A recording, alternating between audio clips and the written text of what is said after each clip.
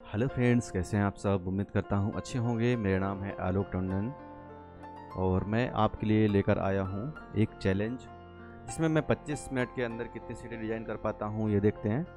और हमारा सॉफ्टवेयर कितना फास्ट काम करता है ये भी दिखाने वाला हूँ और मैं वर्क करके दिखाऊँगा ताकि आपको पता चले कि किस तरीके से सॉफ्टवेयर को यूज़ करना है। तो यहाँ पे मैं अभी पहला सीट जैसे हमारा कंप्लीट होने वाला है। ये प्रोसेस तो आपको आता ही होगा, तो जो प्रोसेस आपको नहीं आएंगे उन चीज़ों के बारे में मैं थोड़ा थोड़ा आपको इन्फॉर्म करते जाऊंगा, जिससे कि आपको काम करने में थोड़ा सा इजी हो जाए, ताकि काम करने का एक आइडिया हो जाए आपको। तो यहाँ पे जैसे आपको कुछ फ़ोटोज़ को एडजस्ट भी करना होता है, इस तरीके से आप काम करेंगे, क्योंकि अगर आप डायरेक्टली सिर्फ फ़ोटो लगा के और छोड़ देते हैं तो वो प्रॉपर फ़ोटो नहीं लग पाते हैं। कई बार थोड़ा बहुत एडजस्टमेंट करना पड़ता है, क्योंकि 100% दुनिया का कोई भी सॉफ्टवेयर काम नहीं कर सकता है जब तक कि वो एआई बेस्ड ना हो। तो अभी एआई बेस्ड जब तक सॉफ्टवेयर नहीं आए हैं तब तक आप इस तरीके से थोड़ा बहुत करेक्शन तो आपको करना ही पड़ेगा। एआई बेस्ड आ जाएगा तो फिर तो डिज़ाइन का काम ही ख़त्म हो जाएगा वैसे भी। बट अभी जब तक एआई बेस्ड नहीं आए हैं तब तक तो आपको इस तरीके से करना पड़ेगा। एआई बेस्ड आने के बाद हालांकि थोड़ा सा और कंपटीशन बढ़ जाएगा, तो उसमें आपको और अच्छा काम देना पड़ सकता है। और ये भी हो सकता है कि आपको बहुत ही इजी प्रोसेस हो जाए एआई आने के बाद। वैसे एआई से बहुत ख़तरा भी है अपन को और उससे हेल्प भी हो जाएगी। अभी जो डिज़ाइनर्स को बहुत ज़्यादा परेशानी झेलना पड़ता है, जैसे कि दिन दिन भर रात रात भर बैठना पड़ जाता है कई बार। तो इतना वर्क आपको हो सकता है ना करना पड़े, आपको कुछ करेक्शन आपको करना पड़ सकता है। हालांकि 100% काम तो एआई भी नहीं करेगा, आपको अपने हिसाब से करना ही पड़ेगा, क्योंकि एआई आपके इमोशंस को नहीं समझ सकता है। तो वो तो आपको करना ही पड़ेगा, मतलब आपका जॉब कहीं खतरे में नहीं है, आप उसमें प्रॉपरली काम कर सकते हैं। और आपको गाइड करना होगा एआई अगर आगे आ भी गया तो डिज़ाइनिंग फील्ड पे। तो इस तरीके से हम यहाँ पे सीट सेलेक्ट करते हैं और हमारे फ़ोटोज़ फटाफट से फिल हो जाते हैं। तो आप भी इस तरीके से फटाफट फ़ोटो फिल करिए। सॉफ्टवेयर का प्राइस हमने इसलिए भी कम रखा हुआ है ताकि ज़्यादा से ज़्यादा लोग पैसा कमा सकें, क्योंकि बहुत सारे सॉफ्टवेयर मार्केट में अवेलेबल हैं, लेकिन वो सॉफ्टवेयर के प्राइस इतने ज़्यादा हैं कि बहुत ही ज़्यादा, जिसकी वजह से सब लोग खरीद नहीं पाते हैं, पहली चीज़। दूसरी चीज़ क्या है कि वो सॉफ्टवेयर प्रॉपरली वर्क नहीं करते हैं। आपकी पीएचडी में या तो वर्क नहीं करेंगे, या तो उनकी खुद की पीएचडी सर्च करोगे तो ही वर्क करेंगे। तो इस तरीके से बहुत सारी इश्यूज़ हैं उनमें। उनकी पीएचडीज़ की क्वालिटी अच्छी नहीं रहती, कहीं ग्रे पीएचडी दे देते हैं, या तो फिर बहुत ज़्यादा क्लिपिंग मास्क वाले, या फिर ले बहुत सारे पार्ट वाले। तो इस तरह की पीएचडीज़ देते रहते हैं, जिसकी वजह से काफ़ी इशू होता है लोगों को। जो अच्छे डिज़ाइनर्स हैं उनको काफ़ी इशू होता है। तो इस सॉफ्टवेयर को आप अगर अच्छे डिज़ाइनर हैं तो भी आप यूज़ कर सकते हैं, क्योंकि आप अपनी खुद की पीएचडी में इसको यूज़ कर पाएंगे। बहुत ही ईजी हो जाएगा आपके लिए। सही बात बताऊं तो काम करना बहुत ईजी हो जाता है इस सॉफ्टवेयर की हेल्प से। अगर आप 100% अपना सीट नहीं बनाना चाहते सॉफ्टवेयर से, तो कुछ काम आप सॉफ्टवेयर के थ्रू करिए, कुछ काम आप बाहर से करिए, सॉफ्टवेयर के बाहर से। तो इस तरीके से आप काम कर सकते हैं। यहाँ पे आप कुछ सीटें सेलेक्ट कर सकते हैं, जिससे मतलब जो सीटें सिक्वेंसली लगाना होता है उनको आप सॉफ्टवेयर के थ्रू बनाइए। और कुछ सीटें आपको जो क्रिएटिव बनाना है उसको आप चाहें तो मैनुअली बना सकते हैं। तो इससे क्या होगा कि जो भी आपका क्लाइंट होगा उसको बिल्कुल भी पता नहीं चलेगा कि ये सॉफ्टवेयर का एल्बम है या आपने मैनुअली बनाया है। तो इस तरह से भी आप इस सॉफ्टवेयर का यूज़ कर सकते हैं। क्या है, टाइम बचाइए, क्योंकि कस्टमर भी इतना ज़्यादा पैसा तो देता नहीं है कि आप एक सीट में बहुत ज़्यादा टाइम वेस्ट कर दें। तो मैं यही कहूँगा कि फटाफट आप सीटें बनाइए, ऐसा कोई सिस्टम ढूंढिए। मैं नहीं कहता कि सिर्फ मेरा ही सॉफ्टवेयर बेस्ट है या फिर मेरा ही सॉफ्टवेयर आप यूज़ करिए।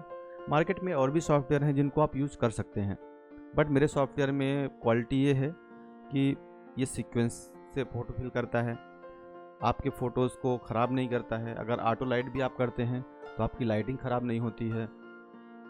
इसके साथ ही आपके फ़ोटो हॉरिजॉन्टल वर्टिकल वाइज तो लगभग लगभग सभी सॉफ्टवेयर्स में अवेलेबल हैं, बट सीक्वेंस वाइज बहुत ही कम सॉफ्टवेयर फिल करते हैं। पीएचडी हमारी जितनी भी हैं मार्केट की पीएचडी से बिल्कुल हट के पीएचडी आपको इस सॉफ्टवेयर में मिलेगा, क्योंकि ये सॉफ्टवेयर जितनी भी हम मतलब कम पीएचडी इसलिए प्रोवाइड करवा पा रहे हैं क्योंकि ये पीएचडी हम खुद इसको मॉडिफाई करते हैं। अपने जो भी मार्केट में अवेलेबल पीएचडी है उनमें से पीएचडी को चूज़ करते हैं, और जो पीएचडी हमें अच्छा लगता है उस पीएचडी को हम इसमें डालते हैं सॉफ्टवेयर में। तो उसको ऑटो पीएचडी में कन्वर्ट करते हैं और फिर डालते हैं, इसलिए हमारे पास थोड़े से कम पीएचडी हैं।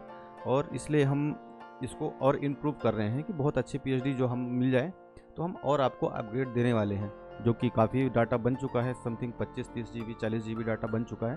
बट हम सोच रहे हैं कि 50 GB तक लगभग हो जाए तो फिर हम आपको एक और अपडेट दे देंगे, जिससे आप 50 GB डाटा डाउनलोड कर पाएंगे। तो आपको डाटा का प्रॉब्लम नहीं होगा और आप ज़्यादा से ज़्यादा सीटें निकाल पाएंगे।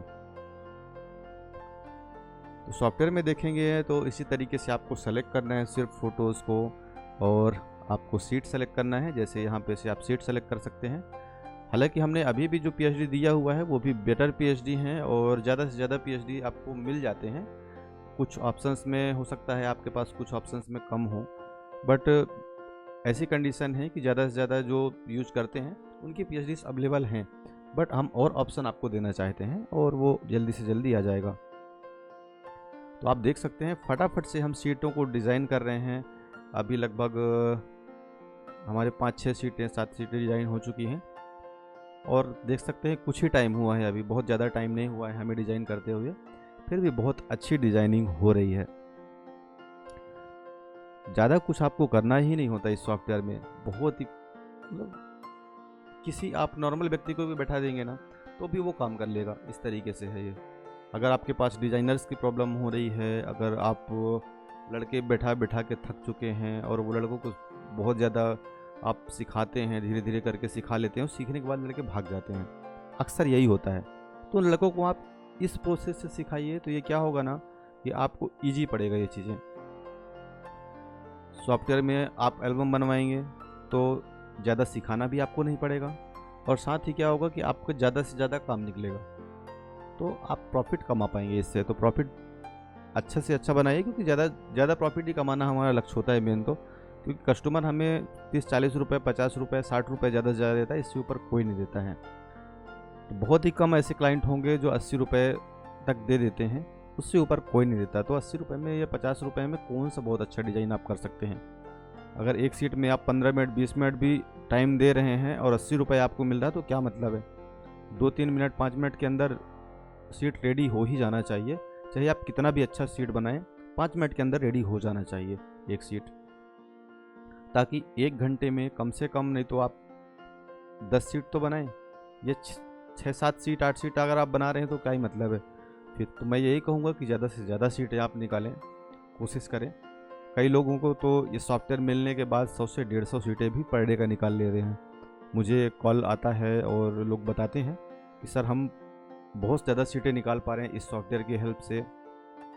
उनने अपनी खुद की पीएचडी को ऑटो पीएचडी में एक बार कन्वर्ट कर लिया, 2 दिन 3 दिन लगा करके, और फिर इसके बाद काम कर ले रहे हैं। तो आप इसका यूज़ कर सकते हैं, कोई दिक्कत नहीं, और बहुत मज़ा आएगा आपको इसको यूज़ करने में। जो लोग यूज़ कर रहे हैं उनको पता ही होगा कि बहुत अच्छा काम कर पा रहे हैं वो लोग। यहाँ पर हमने इस तरह का ऑप्शन भी दे रखा है ताकि आप एक बार में एक से ज़्यादा क्लिप आर्ट इम्पोर्ट कर सकते हैं एक साथ में, चाहे 1 हो, 2 हो, 3 हो, 4 हो, इस तरीके से एक साथ आप इम्पोर्ट कर सकते हैं। और एक को जब आप ला करके सही जगह पे प्लेस कर देंगे उसके बाद दूसरा वाला आएगा। इससे क्या होगा कि एक के ऊपर एक ऐसे रख जाने वाला प्रॉब्लम भी नहीं होगा। मतलब बहुत सोच समझ के इसको बनाया गया ताकि बहुत ही ईजी हो आपको यूज़ करने में। और यहाँ से देख सकते हैं अभी मैंने कुछ फ़ोटोज़ सेलेक्ट किए। सेलेक्ट करने के बाद जैसे ही मैं ओके बटन पे क्लिक करता हूँ तो सारे के सारे फ़ोटोज़ मेरे पास ओपन हो जाते हैं। और ओपन होने के साथ मेरे पास सीट का एक फ़ोल्डर आ जाएगा, टेम्पलेट का एक फ़ोल्डर आ जाएगा, और उनमें से जिस टेम्पलेट को भी हम सेलेक्ट करते हैं उस टेम्पलेट में आप अपना फ़ोटोज़ फिल कर सकते हैं। ऑटोमेटिक आपका टेम्पलेट सेव हो जाएगा डुप्लिकेट होके, और डुप्लिकेट जो कॉपी रहेगी पहले वाली, और मतलब ओरिजिनल कॉपी जो रहेगी वो क्लोज हो जाता है, और जो डुप्लिकेट कॉपी होगी उसका नाम चेंज हो जाएगा। नाम चेंज होने के बाद उस पाथ में सेव हो जाएगा जिस पाथ में आप सेव करना चाहते हैं। ये सब आपको एक बार डिसाइड करना पड़ता है और वो ऑटोमेटिक उस पाथ पे लेकर के और नंबर वाइज नंबर सेव करते रहता है। यहाँ पे थोड़ा सा आपको ध्यान देने वाली बात ये है कि बीच में कोई नंबर मिसिंग नहीं होना चाहिए। अगर आप मैनुअली भी सेव कर रहे हैं और जैसे 1 2 आपने दिया और 3 नंबर स्किप करके 4 नंबर अगर दे दिया, या 3 4 जनरेट करने के बाद अगर आप 3 नंबर को डिलीट कर देते हैं, तो आप जब ऑटो जनरेट करेंगे तो वो 3 नंबर को वापस से लेगा, क्योंकि बीच में वो कोई भी स्पेस खाली नहीं छोड़ता। तो आपको ये ध्यान रखना होगा। ये चीज़ें जब आप इस तरह के सीट बनाएंगे तो ऑटो नंबरिंग होगा उसमें आपको कोई भी फाइल डिलीट नहीं करना है। अगर आपको लगता है कि कोई फ़ोटो गलत लग गया है या डबल सीट हो गया है, तो उसके अंदर के फ़ोटोज़ को डिलीट कर दीजिए और सीट को रहने दीजिए। जब आप उस पीएचडी फाइल को रहने देंगे, तो उसका नंबर बाद में आप डिलीट करके नंबर चेंज कर सकते हैं आप अपने हिसाब से। बट एल्बम बनते टाइम अगर आप इस तरीके से करेंगे, तो आप लास्ट फाइल जो होगा, मतलब लास्ट नंबरिंग जो उसको लगेगा, जैसे 1 2 3 के बाद अगर 4 उसको मिसिंग लग रहा है तो 4 लगाएगा, वरना 3 लगाएगा। अगर भले आपके पास 4 है लेकिन 5 नहीं बना के वो 3 बनाएगा, और 3 बनाने के बाद 5 बनाएगा, क्योंकि 4 बीच में है तो उसको स्किप कर देगा वो। तो इस तरीके से काम करता है। तो नंबर भी बढ़िया से जनरेट कर रहा है ये ऑटोमेटिक तरीके से, बार बार आपको सेव करने की ज़रूरत नहीं है। और पीएचडी जेपीजी में ये हमारी फाइल्स को सेव नहीं करता है एक साथ, क्योंकि हमने इस तरीके से इसको बनाया है ताकि आप एक बार में पीएचडी को जेपीजी फाइल में कन्वर्ट कर सकें। तो एक एक करके आपको बार बार सेव करने की ज़रूरत नहीं पड़ती है, क्योंकि कुछ लोग को आदत पड़ा रहता है Ctrl+S W, Ctrl+S यानी सेव, Ctrl+W यानी क्लोज। तो सेव क्लोज करते हैं तो कई बार क्या होता है कि फ़ोटोशॉप की हैबिट होने की वजह से हम इस सॉफ्टवेयर के सेव एंड क्लोज बटन का यूज़ नहीं कर पाते हैं। और अगर ऐसा कोई करता है तो ऐसी कंडीशन में क्या होगा कि वो फाइल आपका जेपीजी फाइल कन्वर्ट नहीं हो पाएगा। तो इसलिए हम क्या कर रहे हैं यहाँ पर कि एक बार में ऑटो कन्वर्ट करने का ऑप्शन दे दिया है, ताकि एक ही बार में आपकी सारी की सारी फाइल्स ऑटो कन्वर्ट जेपीजी हो जाएगा। मतलब पूरे एल्बम आप कंप्लीट कर लेंगे, पूरा एल्बम बना लेंगे, और बना लेने के बाद आप अपनी सभी फाइल्स को एक बार में सिर्फ फोल्डर सेलेक्ट करना है आपको। और यहाँ पे हमने कन्वर्ट जेपीजी का ऑप्शन दिया हुआ है। जैसे उस बटन पे आप क्लिक करेंगे, खाली आपको फोल्डर सेलेक्ट करना है, और उसमें जितनी भी फाइल्स होंगी जो एक पीएचडी फाइल्स होंगी, उन सभी पीएचडी फाइल्स को आपका जेपीजी नाम का एक फ़ोल्डर बनाएगा और उस फोल्डर में सभी फाइल्स को रख देगा। तो आपको एक एक फाइल करके जेपीजी में कन्वर्ट करने का प्रॉब्लम नहीं रहेगा।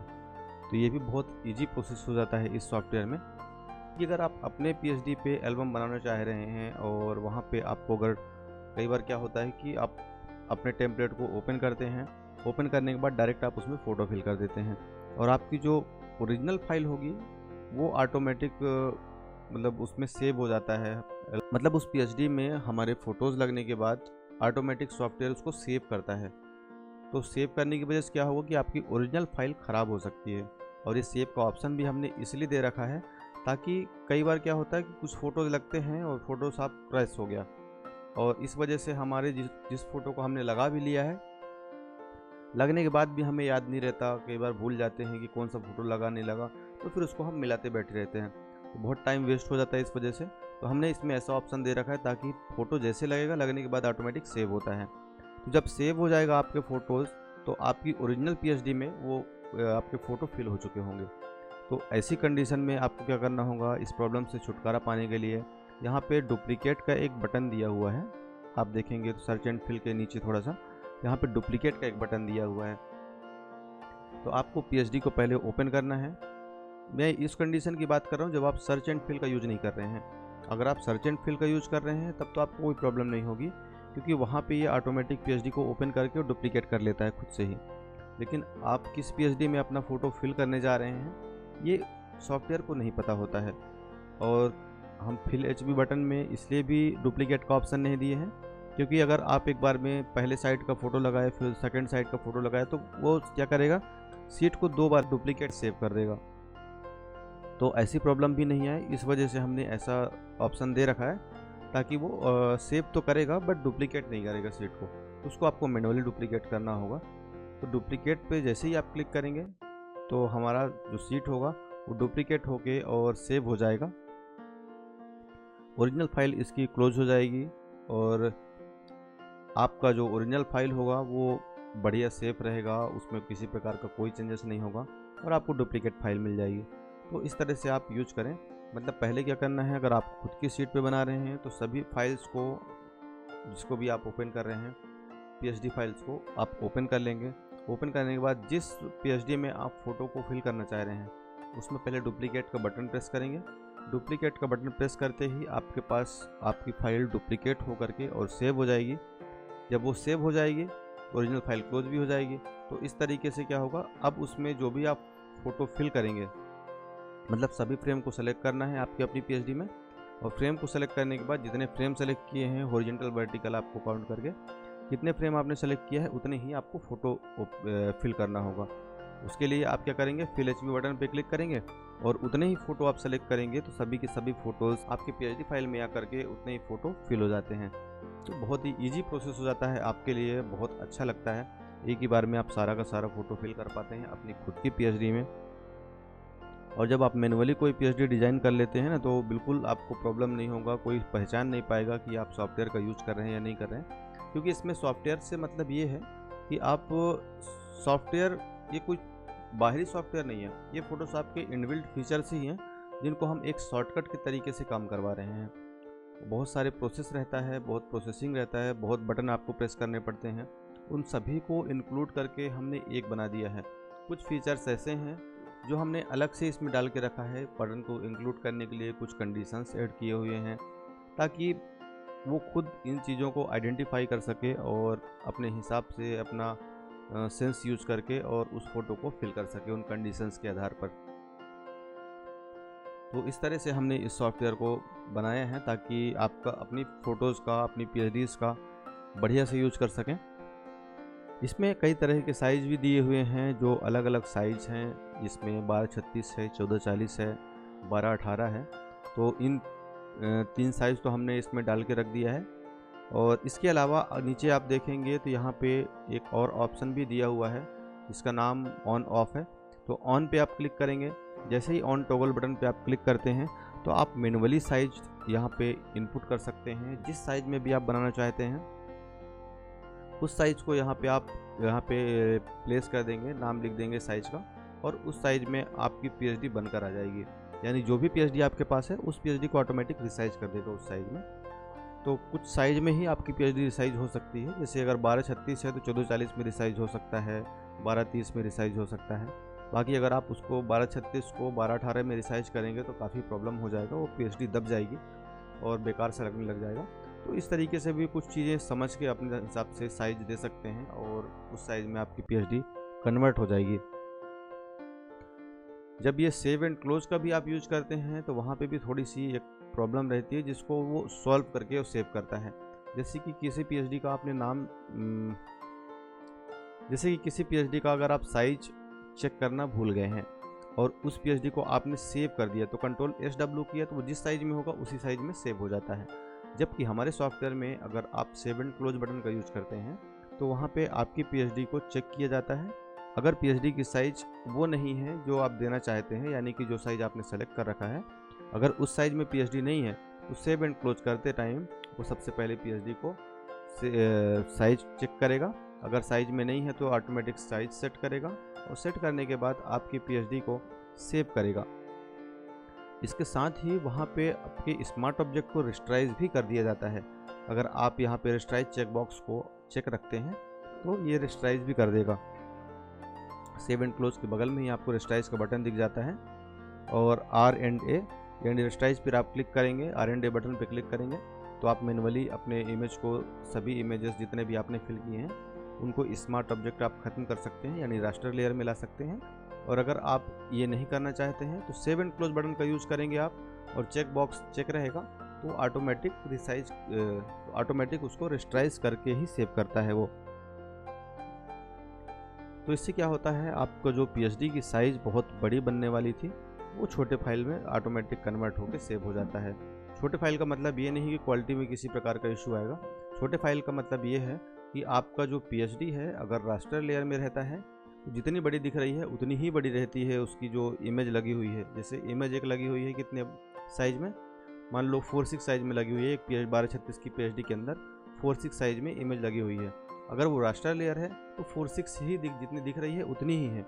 बट अगर वो स्मार्ट ऑब्जेक्ट में लगी हुई है तो दिख तो 4:6 रही है लेकिन वो उस साइज में होगी जिस साइज में उसको कैप्चर किया गया है। यानी कई बार 6000 पिक्सल में, कई बार 6500 कई बार 6000 पिक्सल में, कई बार 6500 पिक्सल में, कई बार 5000 पिक्सल में। इस तरीके से अलग अलग पिक्सल्स में लोग शूट करते हैं। जिसे मैं बता दूं आपको तो साइज जो कैमरा के अंदर होता है, स्मॉल साइज, लार्ज साइज और एक्स्ट्रा लार्ज साइज, या इस तरीके से कुछ चीज़ें होती हैं। तो उन साइज में आप जिस साइज को भी सेलेक्ट करके रखते हैं उस हिसाब से आपके इमेज की साइज़ होती है, तो वो उसी साइज में स्मार्ट ऑब्जेक्ट में फिल होता है। जबकि उसकी आपको ज़रूरत नहीं होती है। तो स्मार्ट ऑब्जेक्ट का मतलब, तो यहाँ पे स्मार्ट ऑब्जेक्ट का मेन मोटिव ये होता है कि हम पीएचडी को लगाने के बाद जब इस तरीके से छोटा बड़ा करते हैं ना, तो वहाँ हमें प्रॉब्लम नहीं आती है। वहाँ पास हम जब उसको बड़ा करते हैं छोटे इमेज को, तो हमारे इमेज की क्वालिटी बहुत अच्छी रहती है। तो इसलिए हम यहाँ पे क्या करते हैं कि इसको स्मार्ट ऑब्जेक्ट में सेव करते हैं। स्मार्ट ऑब्जेक्ट में अगर हम सेव करते हैं तो यहाँ पे हमें किसी प्रकार का क्वालिटी का इशू नहीं आता है, तो वो चीज़ हमारे लिए बहुत अच्छा हो जाता है। कई बार क्या होता है कि अगर आप स्मार्ट ऑब्जेक्ट यूज नहीं करेंगे और देखेंगे तो आपके पिक्सल्स फट सकते हैं। क्यों? क्योंकि आपके पास मान लीजिए स्टेज बहुत बड़ा है, स्टेज में चारों तरफ गैप है और बीच में किसी व्यक्ति को कैप्चर कर लिया किसी फोटोग्राफर ने। अब क्या होगा कि जब उस फोटो को हम लगाएंगे तो पहले वो छोटा होके और ट्रांसफॉर्मेशन उसका हो जाएगा। उसके बाद जब हम उसको वापस से बड़ा करेंगे, यानी उस साइड के बैकग्राउंड को ना दिखा के अगर उन व्यक्ति पे आप जूम कर देंगे, उन 2-3 लोग जो होंगे उन पे आप अगर जूम कर देते हैं फ़ोटो को, तो क्या होगा, आपका फ़ोटो फट जाएगा। लेकिन ऐसी कंडीशन में जब फ़ोटो ना फटे उसके लिए क्या करना होगा, स्मार्ट ऑब्जेक्ट का यूज़ करना होगा। अगर स्मार्ट ऑब्जेक्ट का आप यूज़ करेंगे तो उसको आप जब बड़ा करेंगे ना छोटा हो जाने के बाद, तो वो आपका फ़ोटो एक्चुअल क्वालिटी में होने की वजह से, स्मार्ट ऑब्जेक्ट में होने की वजह से वो आपका फ़ोटो बिल्कुल फटेगा नहीं, आपके कोई ग्रेन्स नहीं दिखेंगे। तो ये बहुत अच्छा हो जाएगा आपके लिए, मतलब क्वालिटी के लिए। अगर क्वालिटी का किसी प्रकार का प्रॉब्लम आता है तो स्मार्ट ऑब्जेक्ट का आप चेक करके रखें, ताकि आपको क्वालिटी का किसी प्रकार का इशू नहीं होता है।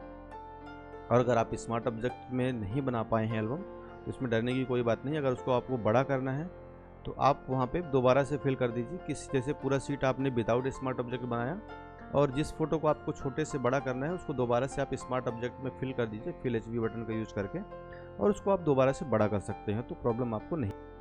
एल्बम बनाने के लिए भी हमने यहाँ पे कई तरह के ऑप्शंस दे रखे हैं। जैसे आप फोटोज़ का फोल्डर ओपन करके रख लिए हैं, वहाँ से आप एक साथ 6 फोटो 8 फोटो ओपन कर लिए। ओपन कर लेने के बाद आप चाहते हैं कि जितने फ़ोटो आपने ओपन किया, अलग अलग फोल्डर से कई बार ओपन कर लेते हैं फ़ोटोज़ आप, और उस तरीके से ओपन करने के बाद आप चाहते हैं कि जितने जेपीजी फ़ोटोज़ आपने ओपन किए हैं उसके अकॉर्डिंग आपके पास पीएचडी फाइल आ जाए, तो ये काम भी आप कर सकते हैं। यहाँ हमारे पास सॉफ्टवेयर में सबसे ऊपर एक बटन दिया हुआ है सर्च पीएचडी, और सर्च पीएचडी पे आप जैसे ही क्लिक करते हैं आपके पास जितने फ़ोटोज़ आपने ओपन किए हैं उसके अकॉर्डिंग पीएचडी आपके पास आ जाएगा। आने के बाद पीएचडी आपका डुप्लीकेट होगा और डुप्लीकेट होके उस पाथ पर सेव हो जाएगा जहाँ आप उसको पीएचडी अपनी फाइल सेव करना चाहते हैं, उसी पाथ में जाकर वो सेव भी हो जाता है। तो इस तरह से सेव हो जाने के बाद आप डायरेक्टली यहाँ पे फिल ओपन बटन पे क्लिक करेंगे, यानी जितने फाइल आपने जेपीजी ओपन किया हुआ है वो सभी फाइल पीएचडी फाइल के अंदर फिल हो जाते हैं। तो आप इस तरीके से भी फिल कर सकते हैं। साथ ही आप पहले पीएचडी ओपन कर सकते हैं और उसके हिसाब से आप फ़ोटोज़ भी ओपन कर सकते हैं। तो यहाँ पे आपके पास फ़ोटो को फिल करने के लिए कई ऑप्शन मिल जाते हैं जिनको आप यूज़ कर सकते हैं। बहुत ही बढ़िया बढ़िया फीचर्स मिलेंगे, और अगर कुछ आपको लगता है तो आप हमें कमेंट कर सकते हैं, बता सकते हैं कि आपको क्या चाहिए क्या नहीं चाहिए और क्या चीज़ की आपको कमी हो रही है। जिस चीज़ को आपको लगता है तो वो आप कर सकते हैं। हमारे सॉफ्टवेयर के थ्रू आप अलग से पीडीएफ बना सकते हैं। पीडीएफ बनाने क्योंकि बहुत लंबा प्रोसेस था तो उसको भी हमने इसमें शॉर्ट कर दिया है, और बहुत ही ईजी तरीके से आप यहाँ पे सेलेक्ट करते हैं मेक पीडीएफ बटन पे आप क्लिक करेंगे और अपने फ़ोटोज़ को ऐड करेंगे। जिन फ़ोटोज़ को आपने ऐड किया है उनको अगर रिमूव करना चाहते हैं, उनमें कुछ एक्स्ट्रा आपके पास ऐड हो गया है तो उनको रिमूव कर सकते हैं, दोबारा ऐड कर सकते हैं। यहाँ पे माई पीडीएफ नाम दिया हुआ है, आप चाहें तो यहाँ पे अपना क्लाइंट का नाम दे सकते हैं, और उसी फोल्डर में जहाँ से आपने फ़ोटो उठाया है उसी जगह पे ये वापस से जा कर के जब जैसे ही आप क्रिएट पीडीएफ करते हैं वैसे उसी जगह पे जाके ये दोबारा से सेव हो जाता है। तो बहुत ही फटाफट से ये काम करता है, बहुत अच्छा काम करता है। आप इसको भी यूज करके देख सकते हैं। कई तरह के हमने इसमें इफ़ेक्ट दिए हुए हैं जिनसे आप अलग अलग तरह के इफ़ेक्ट क्रिएट कर सकते हैं। बहुत अच्छा काम करेगा, ऑटोमेटिक लाइटिंग करेगा, ऑटोमेटिक बहुत सारे काम हो जाते हैं, ऑटोमेटिक फ़िल्टर भी हो जाता है इसमें। तो इन सभी फीचर्स को यूज कर सकते हैं आप, और इस सॉफ्टवेयर को यूज करिए, यूज करके देखिए। अगर आपको पसंद आता है तो आपको सिर्फ 1499 रुपये पे करना है। आप इसको फ्री डाउनलोड करके भी यूज करके देख सकते हैं, और यूज करने के बाद आपको पता चलेगा कितना बढ़िया चीज़ आ गया है मार्केट में, और आपको काम करने में बहुत अच्छा लगेगा। तो अपना ओपिनियन ज़रूर कमेंट बॉक्स में दें, और उम्मीद करता हूँ अगर वीडियो आपको पसंद आया है तो वीडियो को लाइक कर दीजिए, चैनल को सब्सक्राइब कर लीजिए और सॉफ्टवेयर को अगर ख़रीदना चाहते हैं तो pixmora.in पर जा कर के और इसको बाय कर सकते हैं, फ्री यूज कर सकते हैं। फ्री डाउनलोड बटन पे आप क्लिक करके इसको फ्री में डाउनलोड कर सकते हैं और यहाँ पे डाउनलोड का बटन दिया हुआ है जिससे आप डाउनलोड भी कर सकते हैं। तो यहाँ पे आप देख सकते हैं दोस्तों कि हमने अभी काफ़ी ज़्यादा सीटें बना ली हैं, लगभग 11 से 12 सीटें मैंने डिज़ाइन कर लिया है आपके सामने। और इसमें किसी प्रकार से मैंने वीडियो को स्किप नहीं किया है, किसी प्रकार से वीडियो को फास्ट फॉरवर्ड नहीं किया है। तो आप इसको देख सकते हैं, ये मेरे पास लाइव प्रूफ है और मुझे नहीं लगता कि इससे बढ़िया सॉफ्टवेयर आपको मार्केट में कोई मिलने वाला है। तो इस सॉफ्टवेयर को यूज करिए और देखिए किस तरीके से काम करता है। उम्मीद करता हूँ आपको सॉफ्टवेयर पसंद आएगा। तो उम्मीद करता हूँ आपको वीडियो पसंद आया होगा। मिलते हैं नेक्स्ट वीडियो में, तब तक के लिए बाय बाय, जय श्री राम।